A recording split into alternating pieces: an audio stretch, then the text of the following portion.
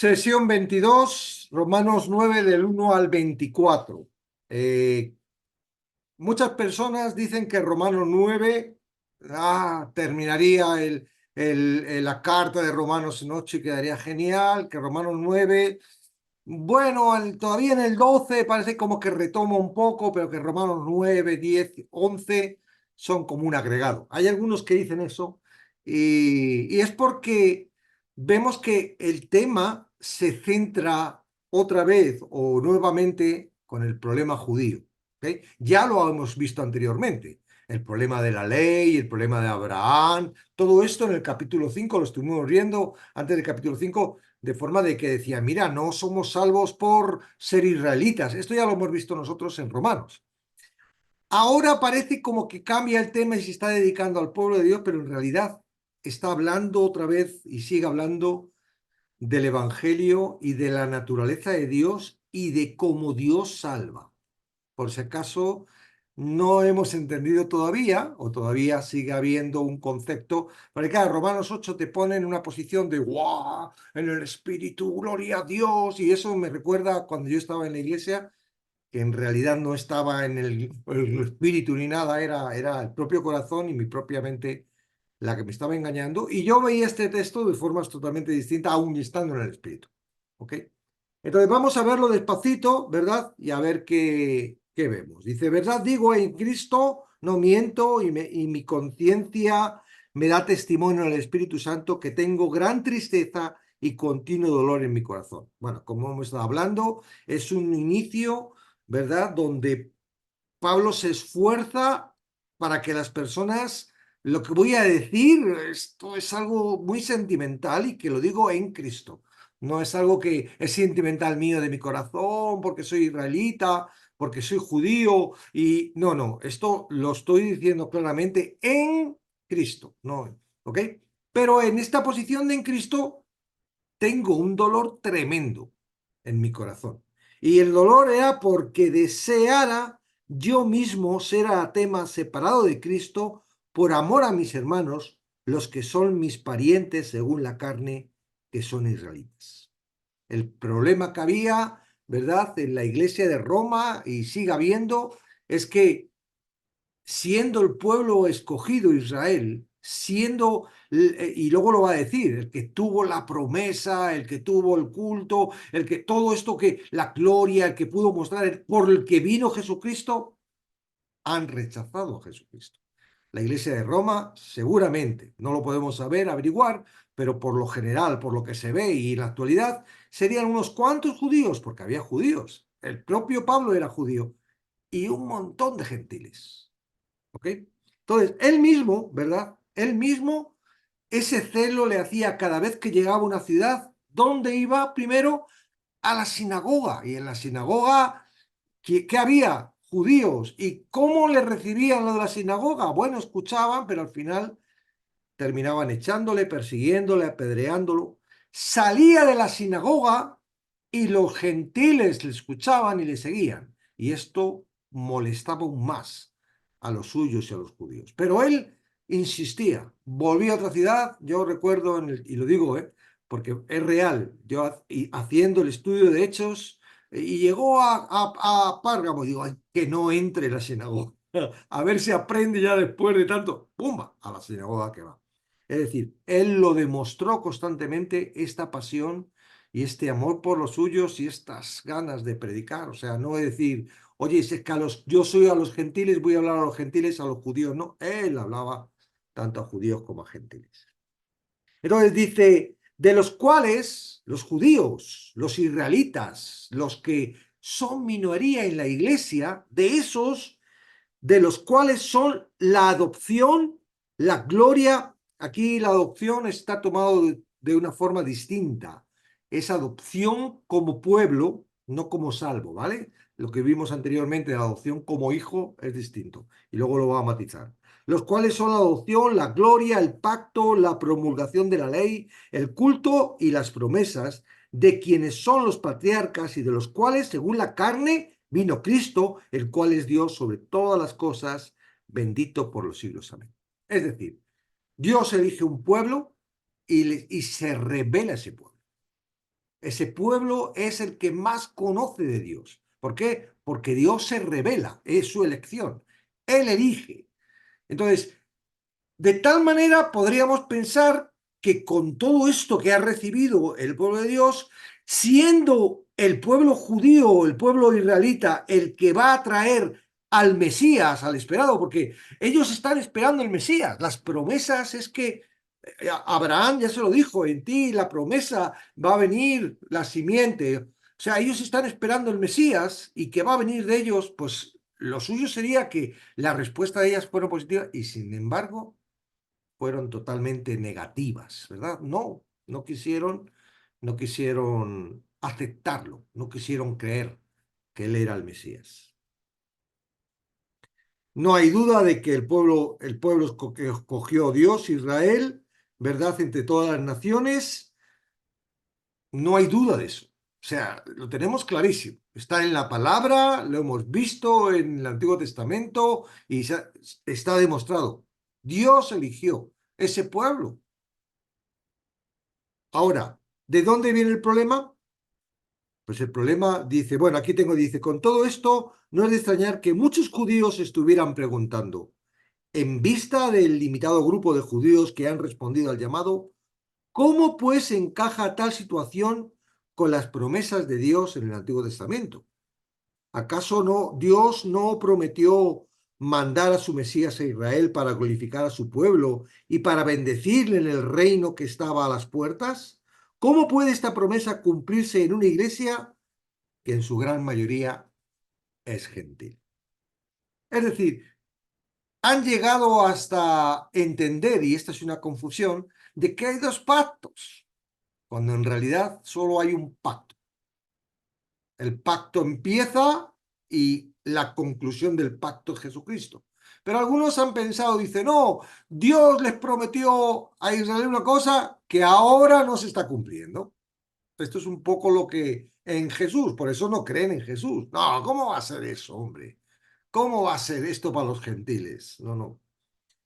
Entonces, Pablo dice, mira, piensa lo que piensa, diga lo que digan, claro, ¿a quién está hablando? Parece que está hablando a los judíos, pero también está hablando a nosotros. También está hablando, yo digo, porque claro, yo contextualizo en el día de hoy, y hoy en día no hay tanto problema con judíos y gentiles, aunque los judíos siguen teniendo sus problemas. Pero los gentiles no tienen ningún problema, al contrario, oran por los judíos, por la paz de Jerusalén y por todo esto, no entienden un poco todo eso, pero siguen toda esta parafernalia para decir, somos obedientes a Dios en este sentido, porque es el pueblo de Dios. Pero sigue habiendo este problema. Independientemente, sigue habiendo los que se creen que porque son, porque han hecho, porque han creído, porque son salvos. Y esto es el problema que tenía el pueblo de Israel. Pensaba que eran salvos por ser israelitas. Pensaban que eran salvos por ser hijos de Abraham. Entonces, Pablo otra vez vuelve a trabajar para... Mira, la base de todo este texto es mostrarnos cómo salva a Dios. ¿Qué procedimiento tiene para salvar Dios? ¿Por qué los judíos que tienen la palabra no son salvos? Nada más que unos poquitos. Y los gentiles que estaban fuera, ¿cuál es el medio que utiliza Dios para salvar? ¿Verdad que uno quiere saber esto? ¿Verdad? Pues aquí está, metido en este texto. Vais a ver. Y lo ha dicho Camilo. Dice, no. No que la palabra de Dios haya fallado. No, las promesas siguen, están ahí. Lo que pasa es que ellos la interpretaron de otra forma. No que la palabra de Dios haya fallado, porque no todos los que descienden de Israel son israelitas. Y es muy curioso esto, si nos ponemos a mirar, porque está tratando, no son israelitas. ¿Qué quiere decir? Es decir, no todos los que son de la nación de Israel son de Cristo, pero no dice Cristo, dice israelitas. Por eso hay muchos sitios que dicen, nosotros entramos a formar parte. Pues sí, porque en realidad ahora somos pueblo elegido por Dios. Y en realidad, ¿Cuál fue el pueblo elegido por Dios? Los israelitas. Entonces, somos injertados en ese pueblo. Ahora ya no es un pueblo, ya no son dos pueblos, es uno solo, pero en realidad es como que nos ha injertado no en el pueblo de Israel que falló, en lo que considera pueblo Dios, que es distinto. No por ser israelita eres pueblo, no, es por estar en Cristo, por lo que eres pueblo. Pero evidentemente Dios eligió al pueblo de Israel. Ahora que ya ha desechado el pueblo, ya ha cogido otro pueblo, la iglesia, no. Por eso el tratamiento de israelita dice, no, no, dice, no todos los que descienden de Israel, nación de Israel, son israelitas. ¿Cómo que no? Si yo tengo pasaporte israelí, está hablando, está tratando eso, está tratando, esto habría que poner, no son todos de Cristo, ¿verdad? Pero como lo que quieren dar a entender es que, no, mira, por ser israelita no te llega la salvación. Te lo voy a explicar. Y entonces va y lo explica. Dice, ni por ser descendiente de Abraham son todos hijos, sino en Isaac será llamada descendencia. Aquí igual. Es decir, ellos se consideraban hijos de Abraham y cuando dicen no son todos hijos, ¿a qué se está refiriendo? ¿A hijos de Abraham? No. Aunque está hablando de Abraham, está hablando de los que son hijos de Dios. No por ser descendiente de Abraham son todos hijos, sino en Isaac que será llamado descendencia. Y aquí él está utilizando, Pablo está utilizando, es un término justo para los judíos y los israelitas. Ya te digo que los gentiles entendemos poco de esto, pero los israelitas entienden mucho porque nacen y viven con esto y crecen con esto. Isaac, ¿verdad? Es el que tiene la promesa. Pero él no está hablando de salvación. Este es el problema que tienen los calvinistas, que utilizan esto para salvación cuando el texto no está hablando de salvación. Está hablando de la promesa de que a través del pueblo, ¿verdad? Hay una línea. ¿Eso quiere decir que todos los que no están en la línea de Isaac no se salvaron? No. Lo que quiere decir es que Dios eligió. Él elige la línea de la descendencia que iba a llegar Cristo. ¿Somos salvos por estar en la línea de descendencia? No, la salvación es Cristo. A Israel iba a ser el plan de Dios para, a través de la línea de la descendencia de Isaac, ¿verdad? Vendría. Ahora, ¿eso quién lo dice? ¿Quién lo elige? Eso lo puede decir el hombre. Lo puede decir, si hubiera sido el hombre, entonces en el siguiente ejemplo, ¿verdad? De los hijos de los hijos de quién es de luego dice, porque la palabra de la próxima, bueno, vamos a seguir y ahora lo vamos a ver. Dice, el tema central de lo que está tratando aquí Pablo es el tema central, se basa en la línea de descendencia en la que vendría el Mesías. El importante no es Abraham, el importante no es la línea de la descendencia. Lo importante es que Dios generó esa línea de la descendencia para nacer Jesús, que en realidad de ahí viene la promesa.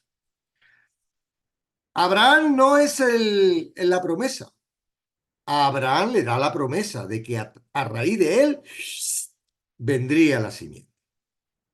Es decir, ¿por qué él dice que creyó y le fue contado por justicia? Porque creyó que Dios iba a hacer eso en él, no porque él iba a hacerlo, ni porque lo hiciera, ni porque le creyera. ¿Va a hacerlo en mí? Adelante. Y metió la pata, ¿no? Lo vamos a ver en los estudios que estamos haciendo del Antiguo Testamento, hemos empezado la vida de Abraham. Dice, Sara, abuela, estéril, se le ha ido la regla, algo tenemos que echarle una mano a Dios. Dice, oh, mira, se hace lo que yo digo y quiero. Y yo te he dicho que va a ser de Sara, es de Sara. Por eso lo menciona aquí, ¿no? Dice, esto es, no los que son hijos, según la carne, son hijos de Dios. ¿Ves? Ahí bien lo dijo. Sino Los que son hijos, según la promesa, son contados por descendencia. ¿Cuál es la promesa? Cristo. Nosotros ahora estamos tras la promesa. Ya vino y ya se cumplió y ya resucitó. Pero en Abraham y todo el problema del Antiguo Testamento viene a que ellos estaban creyendo en esta promesa, que no la vieron. Ellos creyeron en la promesa y no la vieron. Hasta que no vino la promesa y pagó, no fueron justificados, pero creyeron en la promesa. Entonces, no está hablando de salvación. Ah, yo le salvo a Abraham para que de ahí venga. No, está hablando de que él elige a Abraham para traer la promesa, pero quien salva es la promesa, Jesucristo. Bueno, me estoy liando por eso. Porque la palabra de la promesa es esta. Esta es la palabra de la promesa, ¿ves? Dice, por este tiempo vendré y Sara tendrá un hijo. Vamos a ver que Abraham no creyó la promesa y dejó de creerla.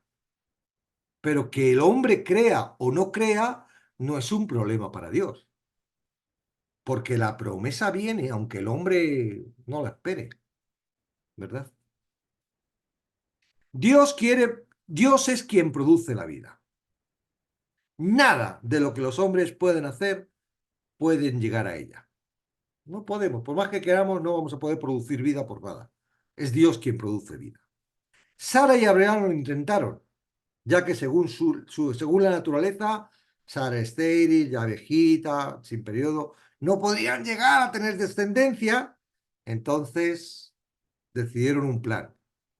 Ismael representa el esfuerzo humano para alcanzar la promesa.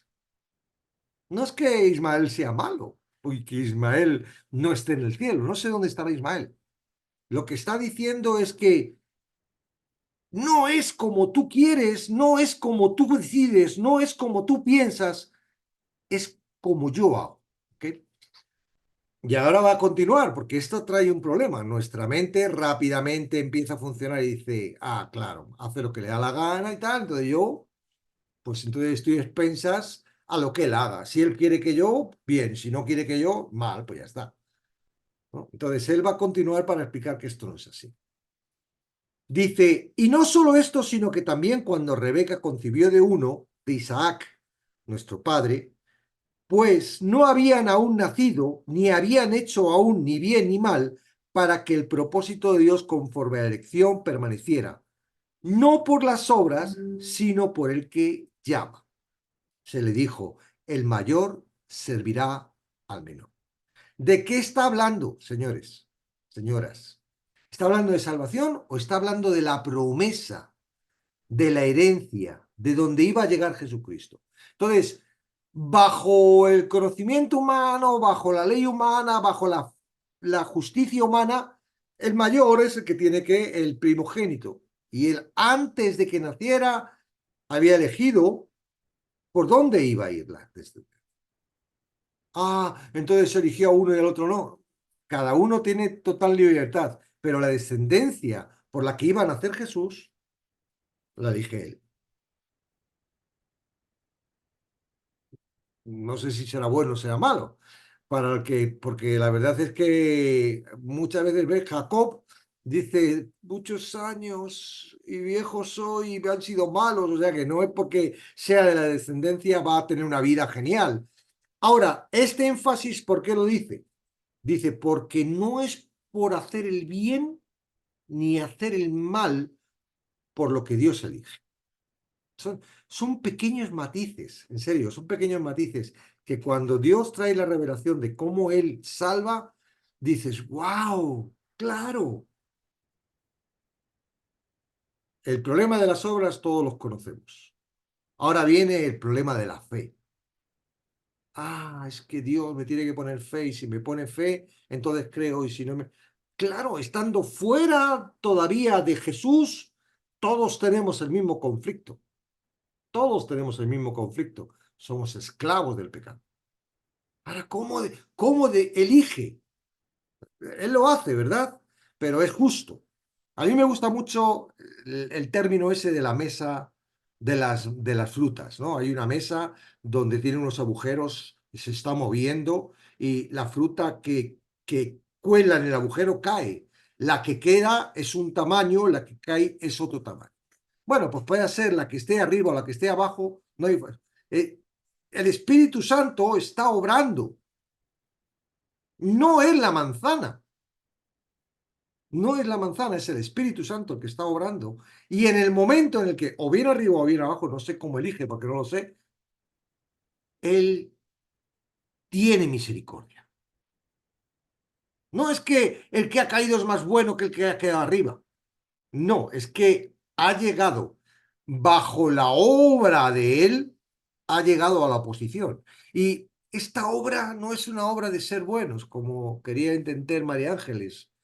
Claro, hay un afán de ser buenos, hay un afán de querer, hay un afán de darse cuenta de que no podemos ser buenos.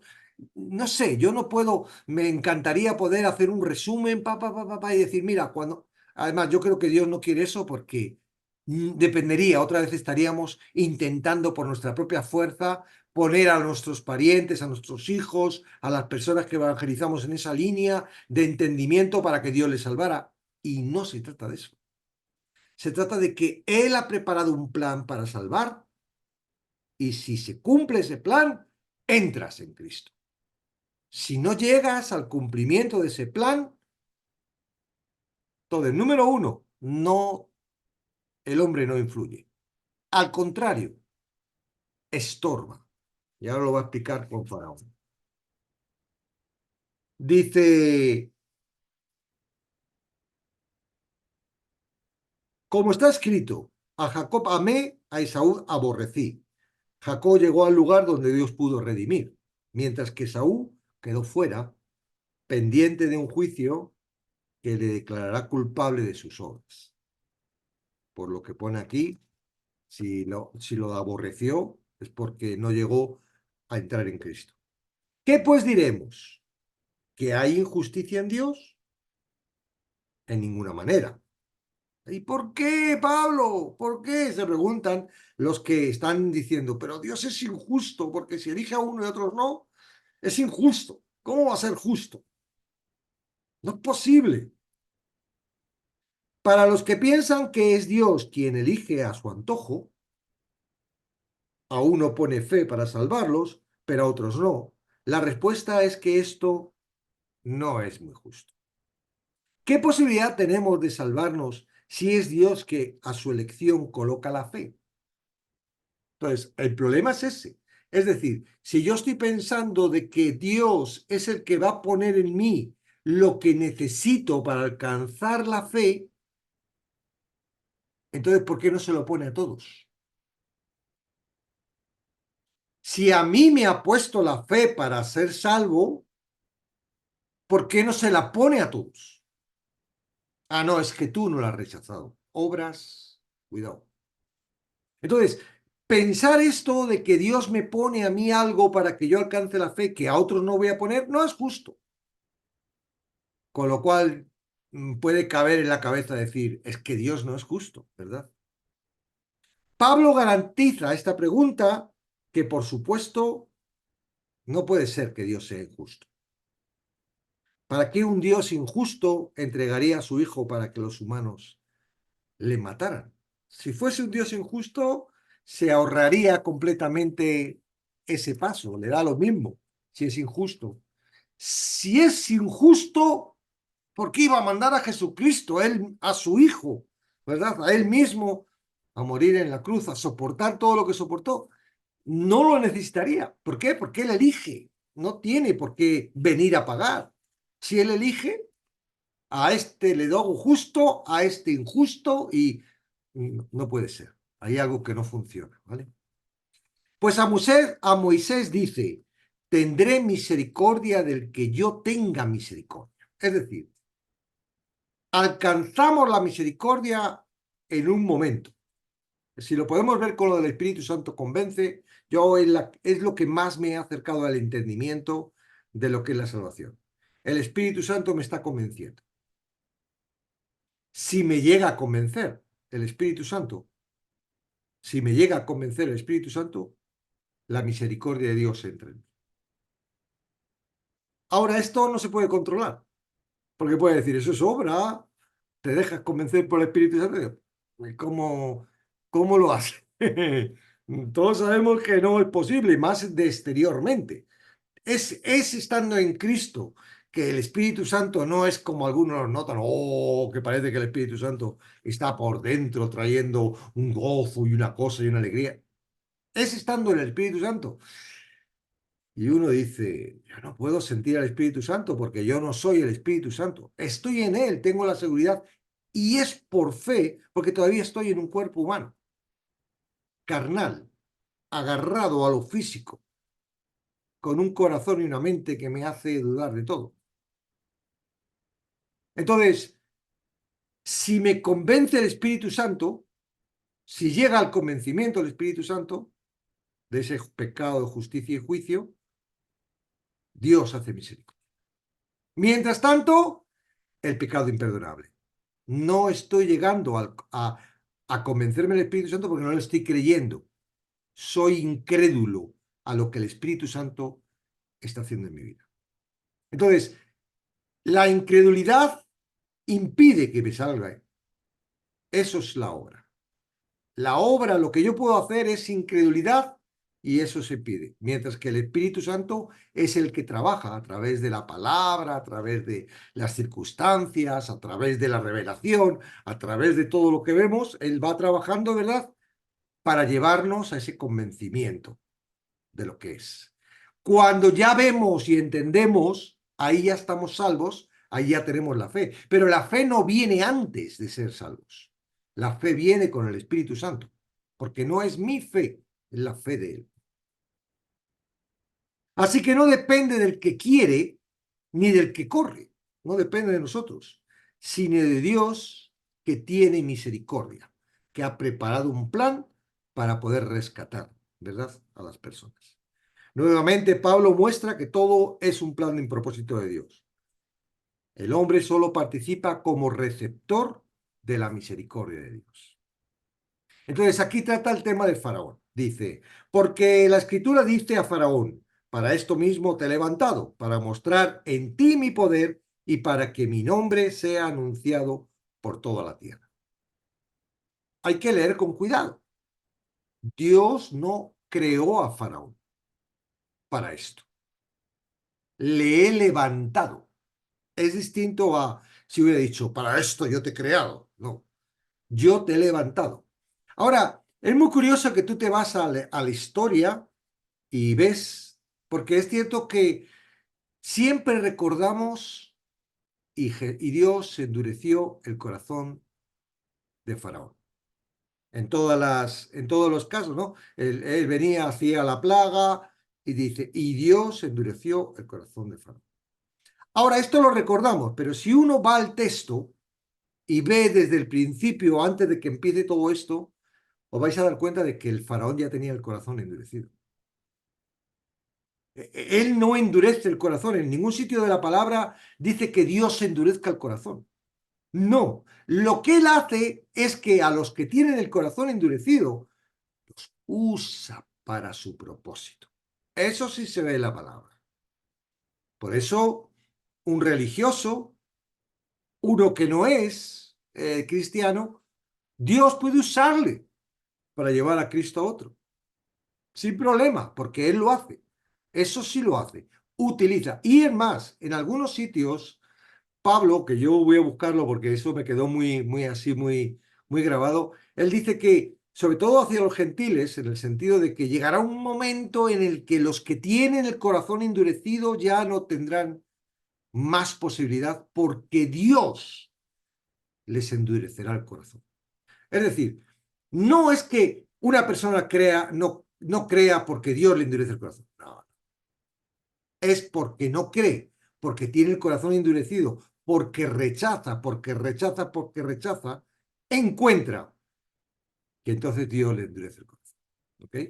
Entonces, no es cierto que Faraón fuera creado para eso. No, no. Faraón fue como todos y tuvo la voluntad y el propósito de todos.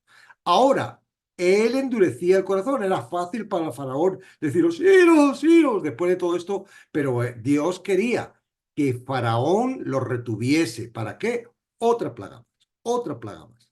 Cada plaga, y lo vamos a ver si cuando lleguemos a Éxodo, cada plaga se cargaba a sus dioses. Y era una demostración para Faraón, por supuesto, y para todos los egipcios. Es decir, había un propósito de manifestación del Dios poderoso. Ellos estaban adorando a muñequijos y a tonterías y a ranas y a tal, y de repente se dieron cuenta de que existía un Dios poderoso que era por encima de todos esos dioses. Para ese propósito estuvo endureciendo el corazón de Faraón Dios. ¿Ok? Entonces, de manera que de quien quiere tiene misericordia, es decir, del que llega a la plaza tiene misericordia, y al que quiere endurecer, endurece. Pero no es verdad, en ningún sitio pone de que Dios va a endurecer a uno, ¿no? Si tú vas en dirección a la plaza, ¿para qué va a endurecer tu corazón? Ahora, si tú estás estorbando y estás machacando y estás haciendo estorbo y estás, por supuesto, te va a endurecer el corazón y te va a utilizar. Dice, pero me dirás, ¿por qué? Pues sin culpa. Pablo se sabía todas las preguntas, de todos los momentos y todas las circunstancias. Ya llevaba tiempecito con esto. Y entonces, yo he pensado, ¿quién puede hacerse estas preguntas? ¿Verdad? Dice, ¿por qué? Pues sin culpas. ¿Quién se haría esa pregunta? ¿Quién ha de resistir a su voluntad? Bueno, aquí se hace lo que le da la gana a él. Entonces, ¿para qué me inculpa? Si no es cosa que yo pueda hacer. Si es cosa que hace él, pues si es una voluntad, si es misericordia, si es el que lo hace todo, ¿para qué me inculpa? Porque yo que he nacido, dice, he nacido pecador, ¿qué culpa tengo? Pues, ¿quién se haría esta pregunta? Pues sería claramente todos los que están fuera. Uno que está en Cristo no se hace estas preguntas. La pregunta esta se lo está preguntando uno que todavía no ha entendido cómo Dios salva. Todavía no lo ha entendido. Ah, es por gracia. Uy, estoy salvo por gracia. Sí, pero, y la mente, le hace dudar. "Ah, sí, pero, entonces, ¿por qué me inculpa? Hombre, ¿por qué te va a inculpar? Si estás en pecado, estás en pecado. Si no estás en Cristo, tú pagas por tu pecado. Si estás en Cristo, entonces ha pagado Cristo los pecados, pero claro que te inculpa. ¿Cómo que no te va a inculpar?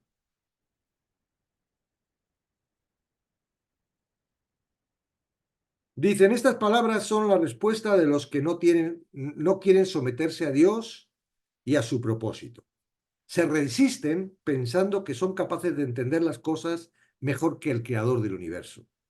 Son pecadores que se sienten inculpados de lo que son y ven a Dios como algo imposible de conformar. Están fuera de Cristo. Mas antes, oh hombre, a esos que están fuera les va a decir esto, mira, ¿quién eres tú para que alterques con Dios? Uno en Cristo no alterca con Dios. Ya ha entendido que por su misericordia, Él ha hecho todo para salvar. ¿Quién alterca con Dios?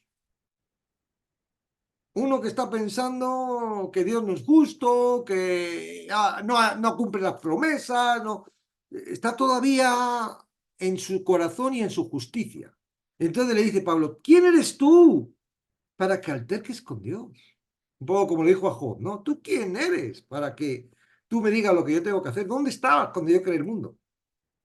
Dirá el vaso de barro al que lo formó. ¿Ves? Está hablando de uno que no es nada comparado con Dios. Y dice, tú que eres un nada comparado con Dios, ¿qué le vas a decir a Dios? O no tiene potestad el alfarero sobre el barro. Está hablando de un alfarero. No está hablando de Dios. Para hacer la misma masa, un vaso para honra y otro para deshonra. ¿Qué quiere decir? Todos somos la misma masa. Pero aquí no está diciendo que Dios haga vasos de honra y vasos de deshonra. ¿no? El alfarero hace el vaso. Si ese vaso se utiliza para honra, ¿qué culpa tiene el alfarero? Si ese vaso se utiliza para hacer ritos y para otras cosas, ¿qué culpa tiene el alfarero? O sea, ¿vosotros creéis que el alfarero va a hacer un vaso, este va a ser un vaso de eso? No, el alfarero hace un vaso y alguien lo utiliza para honra y alguien lo utiliza para deshonra. En realidad, como yo digo, todos hemos nacido como vasos de deshonra porque todos hemos hecho cosas terribles dentro de la esclavitud del pecado, ¿verdad? Pero en realidad lo que está poniendo es, ¿quién eres tú? ¿Tú quién eres para juzgar a Dios? ¿Tú quién eres para traer si es justo o no es justo Dios? ¿Tú quién eres para querer entender a Dios desde fuera? Porque desde fuera no puedes entender a Dios. Sin el Espíritu Santo no hay forma de comprender las cosas de Dios. En realidad esto está así para que te desesperes y puedas llegar al lugar donde Él tiene misericordia y te alcanza.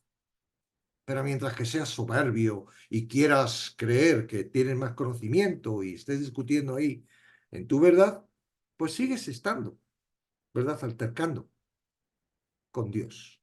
Quien alterca con uno en Cristo está altercando con Dios, porque estamos en Cristo. ¿Ok? Me lo he pasado antes, luego lo vamos a ver, pero para los que dicen que si Jesús es Dios, aquí lo dice claramente, ¿verdad? Dice en el 4, en el 5, dice, de los cuales según la carne vino Cristo, el cual es Dios. El cual es Dios. Ahí no hay forma de, tienen que quitar ese, los que no creen que Cristo es Dios. Entonces, para usar el ejemplo del vaso y el alfarero, Pablo usa el ejemplo del vaso y el alfarero para comparar al hombre con Dios. Sería absurdo que un vaso reclamara al Creador el motivo por lo que le hace. Esto ha sido usado para enseñar que Dios creó unos para salvación y otros para condenación. Pero en realidad está hablando del alfarero y en ningún lugar dice eso. Tan solo es una interpretación fuera de lugar que contradice todo el resto de la palabra. ¿Sabéis lo que dicen los ateos? Bajo esta enseñanza, yo no creo porque Dios me ha hecho que no crea. La culpa no es que yo no crea, no es que yo no, la culpa es de Dios que me ha creado así. Esto es lo que lleva esta enseñanza. Por otro lado, las personas que creen que son salvos porque han sido elegidos y creen esto, por lo general, el espíritu que hay en ellos es un espíritu de soberbia, un espíritu de importancia, un espíritu como diciendo yo he sido elegido, el otro no. O sea que de los que he conocido, habrá que no, habrá algunos que sean más humildes y digan, pues no sé por qué he sido elegido, pero he sido elegido. ¿Y qué si Dios, queriendo mostrar su ira y para hacer notorio su poder, soportó con mucha paciencia los vasos de ira preparados para destrucción y para hacer notoria la riqueza de su gloria, lo mostró para con los vasos de misericordia que él preparó de antemano para la gloria, a los cuales también ha llamado, esto es, a nosotros, no solo a los judíos, sino también a los gentiles? En otras versiones, que luego lo vamos a ver, se ve mucho más claro lo que está intentando decir Pablo. Lo que está diciendo Pablo es que no es él el que hace los vasos de ira, ¿no? Todos nacemos como vasos de ira. Él soporta con mucha paciencia los vasos de ira. Nos debería haber destruido y eso le hubiéramos caído todos, ¿verdad? Pero no, su plan era mantenerse soportando los vasos de ira. Ahora, a los que están en Cristo dice, bueno, vamos a leerlo despacito para eso, dice, y qué bien si Dios, queriendo mostrar su ira y hacer notorio su poder, hace notorio su poder y su ira, ¿a quién? A tener paciencia con los que están fuera, todavía no están en Cristo. Y esos que están fuera, que no están en Cristo, ¿hacia dónde se dirigen? Si no cambia algo, hacia la destrucción, preparados para la destrucción. Y para hacer notorias las riquezas de su gloria, para hacer notorias las riquezas de su gloria, para mostrar su gloria, lo muestra con los vasos de misericordia. Es decir, está mostrando esto, ¿verdad? Estoy soportando a estos, todavía. Van para la destrucción, pero los soporto. Y nos lo muestra a los que están en Cristo. Ahora dice que Él preparó de antemano para gloria. Y esto, otro de los problemas que hay es que lo quieren juntar con otro texto y llevarlo a que Él lo hizo antes de la fundación del mundo, y en realidad no. En realidad ahora nosotros estamos siendo preparados. ¿Qué es lo que hace el Espíritu Santo? Edificando la iglesia. ¿Y dónde estamos nosotros? En la iglesia. Es decir, la paciencia, pues está usando esa paciencia que muestra la gloria de Dios y la misericordia de Dios y la ira que la está utilizando, ¿verdad? Para hacer, mostrar para los vasos de misericordia, o los que están en Cristo, que Él preparó de antemano para gloria. Él preparó. Él está preparando, no es que nosotros nos preparemos, Él la está preparando, el Espíritu Santo, las cuales también ha llamado, esto es, a nosotros, no solo a los judíos, sino también a los gentiles. Y ahí vuelve a entrar en Cristo, ¿verdad? Estos últimos que vemos en este cacho es Cristo. ¿Quién son los otros que están contendiendo, que no están entendiendo, que, ¿verdad? Creen que están, pero no están?